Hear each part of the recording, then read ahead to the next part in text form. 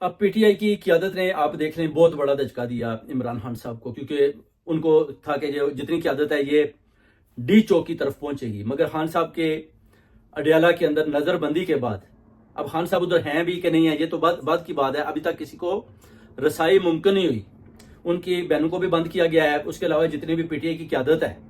ان میں سے بھی دیکھیں کہ ابھی تک نہ تو کسی کی ملاقات ہوئی ہے خان صاحب سے، نہ کسی نے بتایا جی کہ میری ملاقات خان صاحب سے ہو چکی ہے نہیں ہوئی، یا ہم نے کیا لایا عمل اختیار کرنا ہے 15 اکتوبر کے ڈی چوک کے احتجاج کے مطابق جو اسلام آباد میں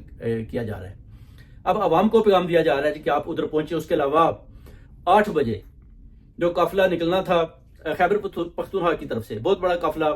8 بجے انہوں نے بولا کہ ہم نکلیں گے اور ڈی چوک کی طرف روانہ ہوں گے۔ قافلے مختلف جگہوں سے ڈی چوک کی طرف جائیں گے، خان صاحب کے جیسے کہ انہوں نے احتجاج کی کال دی ہے، عوام کہتی ہے کہ ہم ادھر پہنچیں گے، ہر صورت پہنچیں گے۔ خان صاحب نے بھی بتا دیا کہ جناب